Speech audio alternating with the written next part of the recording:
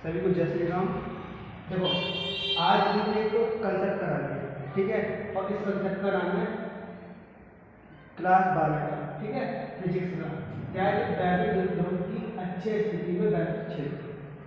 ये परीक्षावली इतना इम्पोर्टेंट है, जैसे वो हमारी लाइफ में इम्पोर्टेंट है ना, बिल्कुल सेम परीक्षावली इतना इम्पोर्टेंट ये है। तो हम इसको बहुत सरल भाषा में समझेंगे, ठीक है। तो देखो कैसे समझेंगे हम। सबसे पहली बात, हम यहाँ पे दो आवेश होंगे, एक माइनस आवेश और एक प्लस आवेश, ठीक है। मैं यहाँ पे दो आवेश लिख रहा हूँ, माइनस आवेश, माइनस क्यू आवेश और ये प्लस क्यू आवेश, ठीक। इनके बीच में कोई दूरी तो होगी, ठीक है ना। तो मैंने मान लिया इनके बीच में कोई दूरी है और उस दूरी का नाम है, जहाँ से आपको कोई दूरी मान ली हमने 2 है, 2 है, ठीक। अब इनके बीच में एक सेंटर भी होगा और ये सेंटर यहाँ पर, तो इसका आधा होगा 2 का आधा, यानी कि ये कह सकता हूँ ये एल है और ये एल है। अब जैसा कि जो लाइन लिखी है ना उसी के हिसाब से हम चलेंगे। लाइन में लिखा है वैद्युत द्विध्रुव ध्रुव की अच्छी स्थिति में वैद्युत क्षेत्र। अच्छ क्या है यहाँ पर?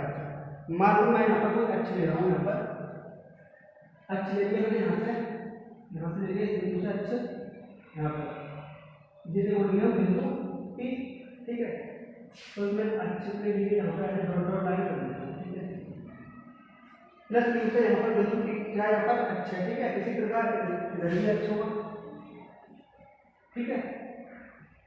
अब इसी पर करना है अच्छी स्थिति में वैद्युत क्षेत्र, ठीक।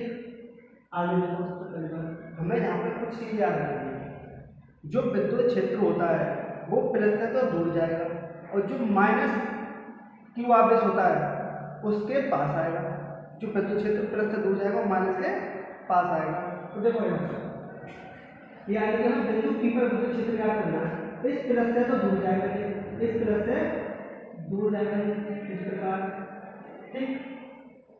जिसे बोलेंगे हम ई प्लस आवेश, ठीक।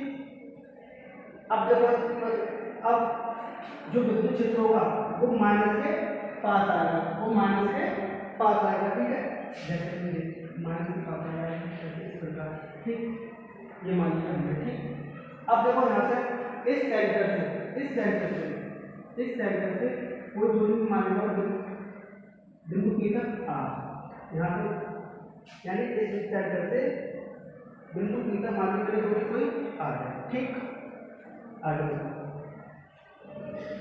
अब मैं कहूँ यहाँ पर इसकी वजह से तो पास आ रहा है ना, तो जो होगा माइनस का क्षेत्र, ठीक है, माइनस का क्षेत्र।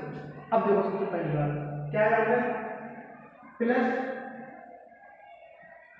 क्यू आवेश के कारण विद्युत क्षेत्र है होगा मैं प्लस क्यू आवेश के कारण, प्लस क्यू आवेश के कारण बिंदु पी पर विद्युत क्षेत्र, बिंदु पी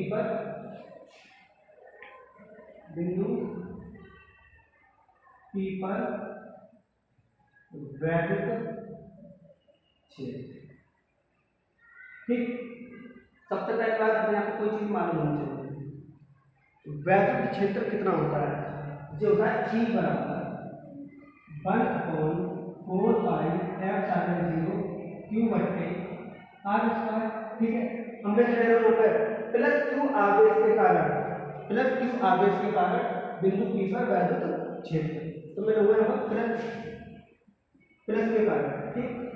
कितना होगा यहाँ पर 1/4 पाई F0 Q। अब ठीक है, R क्या होगा दूरी है, तो मैं दूरी के कितने निकालूंगा यहाँ पर प्लस के कारण। तो देखो प्लस के कारण ये प्लस में दूर जाएंगे, ठीक है ना।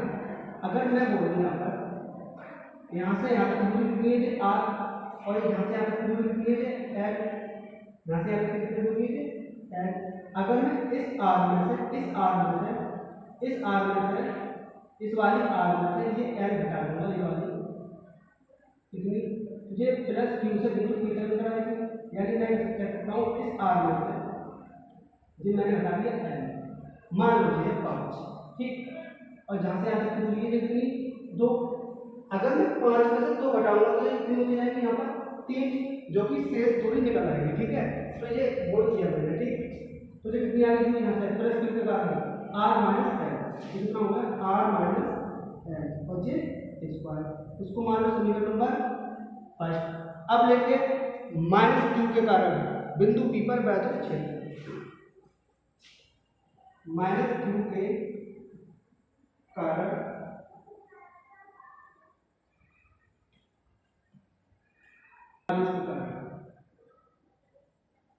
माइनस क्यू आवेश के कारण बिंदु पी पर वैद्युत क्षेत्र। अब सुनना है यहाँ पर माइनस के कारण equal to 1/4 pi epsilon 0 Q ऐसे होगा जिसका अब दूरी कितनी निकलेगी माइनस के कारण। अब देखो ये माइनस के कारण इससे दूर जा रहा है, अगर मैं बोलूँ यहाँ पर जहाँ से यहाँ तक दूरी कितनी है आर और जहाँ तक कितनी है एल, अगर मैं आर में एल जोड़ दूंगा तो जहाँ से यहाँ तक दूरी निकलाएगी टोटल, तो मैं कह सकता हूँ जहाँ से यहाँ तक दूरी कितनी हो गई है बिंदु पी से माइनस क्यू के कारण कितनी हो गई है आर प्लस एल, कितनी हो गई है आर प्लस एल, ठीक। तो ये मैंने ले लिया यहाँ पर आर प्लस का एल और जो हो गया स्क्वायर, ये बन गया समीकरण नंबर सेकंड। अब समीकरण अब मैं निकालूंगा यहाँ पर कुल विद्युत क्षेत्र, कुल विद्युत क्षेत्र, तो कुल विद्युत क्षेत्र कितना मिलेगा, कुल विद्युत क्षेत्र कितना मिलेगा, हमने बड़ी में से छोटी घटानी है, तो बड़ा कौन सा होगा यहाँ पर प्लस वाला और माइनस का, बड़ा कौन सा होगा यहाँ पर प्लस वाला और छोटा कौन सा होगा यहाँ पर माइनस वाला। तो मैं कह सकता हूँ यहाँ पर ई को निकालना है कितना होगा ई में से ई प्लस में से ई माइनस का घटा देंगे, ठीक है। यानी कि माइनस के ऊपर प्लस जो प्लस का होगा माइनस माइनस कितना हो गया प्लस माइनस माइनस होगा, ठीक है। तो ई बराबर कितना हो जाएगा ई कितना है यहाँ पर प्लस का 1/4 पाई एप्सिलॉन 0 क्यू बटे आर माइनस का एल स्क्वायर, ठीक है। दूसरा ई कितना है यहाँ पर माइनस वाला 1/4 पाई एप्सिलॉन 0 क्यू बटे कितना हो जाएगा आर प्लस एल का होल स्क्वायर, ठीक। अब जब कॉमन है बोल रहे थे हम कॉमन, तो कॉमन कितना होगा यहाँ पर देखो 1/4 पाई एप्सिलॉन 0 कॉमन है और पूरे क्या है क्यू क्यू, ठीक है, क्यू कॉमन है, ठीक है। कितना हो गया यहाँ पर 1/r माइनस एल का whole square minus 1/r plus L का होल स्क्वायर, ठीक। अब यहाँ पर ले लेंगे एलसीएम, ठीक।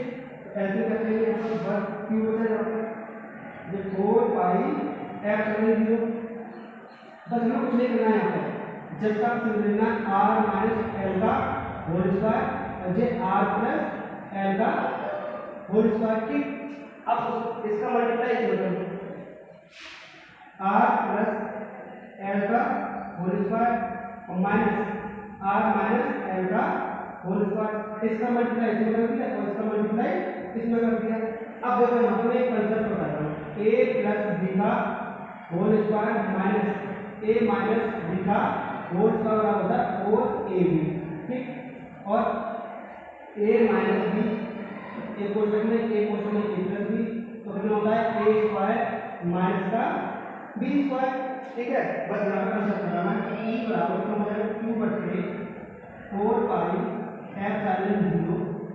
अब तो यहाँ पर आर प्लस है यानी कि ए प्लस बी का whole square minus R minus L का होल स्क्वायर यानी माइनस ए माइनस बी का होल स्क्वायर, तो कितना हो जाएगा 4 ए, यानी मैं कह सकता हूँ कितना आएगा 4 ए का मान कितना है यहाँ पर ए का मान आर, बी का मान कितना है यहाँ पर एल, तो हो जाएगा L just A minus B का होने से सॉरी ए माइनस बी और ये क्वेश्चन में ये प्लस बी कितना होगा ए स्क्वायर माइनस बी स्क्वायर, ठीक है। यहाँ कितना हो जाएगा देखो, यहाँ पहले से स्क्वायर, ठीक है, तो कितना हो जाएगा यहाँ पर आर स्क्वायर माइनस का एल स्क्वायर का स्क्वायर, ठीक है। अब देखो यहाँ पर मैं दूसरी स्लाइड ले रहा हूँ, तो मैं ये याद रखनी है दूसरी स्लाइड ई बराबर कितना हो जाएगा क्यू अपॉन 4 पाई एप्सिलॉन 0 4 आर एल बट्टे कितना हो जाएगा यहाँ पर आर स्क्वायर माइनस का L square.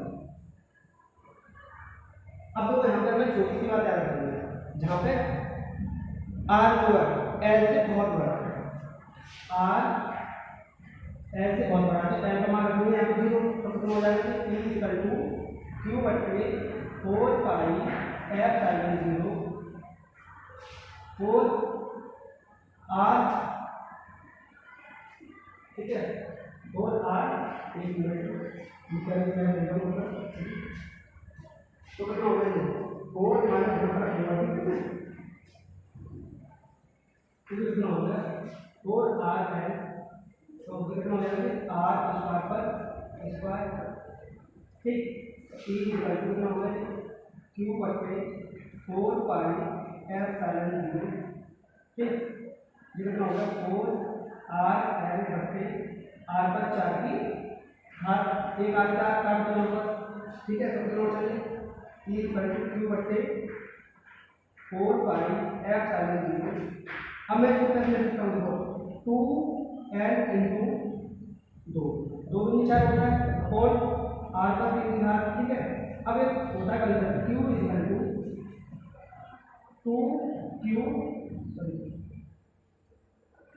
p equal to 2ql, यानी कि 2ql का मान कितना रखोगे p, ठीक है, कितना रखोगे p, ठीक है, तो p इक्वल टू यानी 2ql का मान कितना होगा यहाँ पर खाली p, ठीक है। तो मैं यहाँ लिख रहा हूँ 4 पाई एप्सिलॉन 0 2ql का कितना रखूंगा मैं यहाँ पर p, तो हो गया p और जे इंटू 2 है पहले अपॉन आर q, और ये इसका पूरा राइट आंसर होगा, ठीक है, धन्यवाद, ओके।